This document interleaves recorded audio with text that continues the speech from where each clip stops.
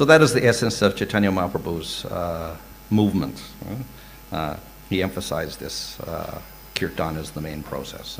So in the Bhagavatam also, he's not, as I said, concocting anything. It's in the scripture itself, in the Bhagavatam.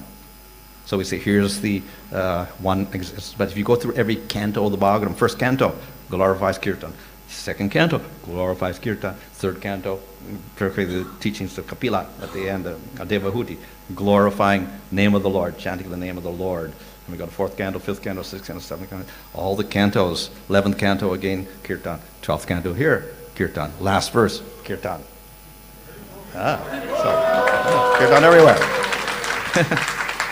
And 10th canto, Kirtan.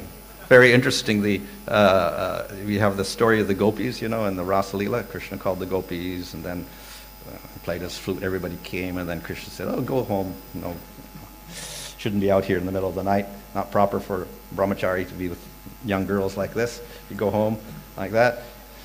And then they had a little argument, whatever. And then Krishna said, okay. But then he disappeared.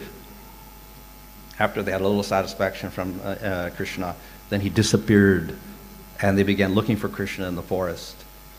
And they went through all separation, vipralamba. They were greatly pained, and they went through all sorts of ecstatic symptoms. And then finally they gave up. They couldn't go any further. It got darker and darker and darker as they went deeper in the forest, so they gave up completely and didn't know what to do. So then they went to the bank of the Jamuna where there was moonlight, full moonlight. And they sat down there, and what did they do? Kirtan. And when they did Kirtan, then Krishna appeared.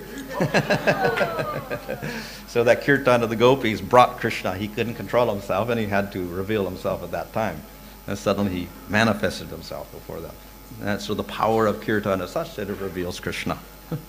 And that, of course, is what Sanatana Goswami is also revealing in the Brihad Bhagavatamrita there, that even though Gopu Kumar began with the Diksha and getting a secret mantra and chanting that internally, then finally, later on, it says that the process is Kirtan. And to get the highest results, you have to do Kirtan. And the highest results. So therefore, we see in the gopis, even the gopis in the spiritual world are doing Kirtan as well. And that brings Krishna. So therefore, it's also the process for us.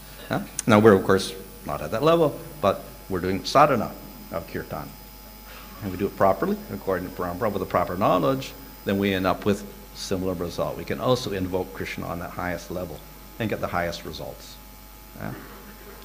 So the scriptures themselves, the Bhagavatam is guaranteeing this. Of course, we can also argue, well, that's only Bhagavatam. We don't accept Bhagavatam. We accept Vedas and Upanishads.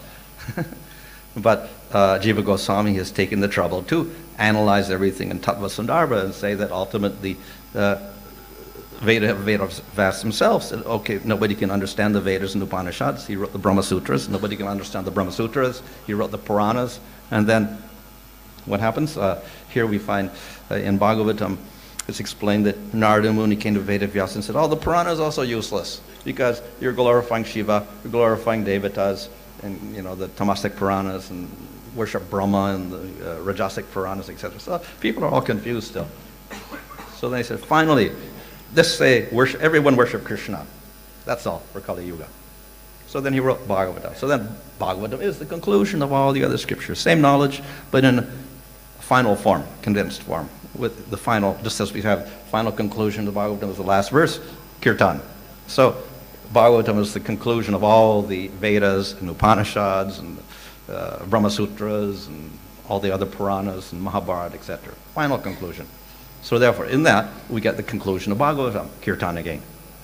So therefore, it's got scriptural authority.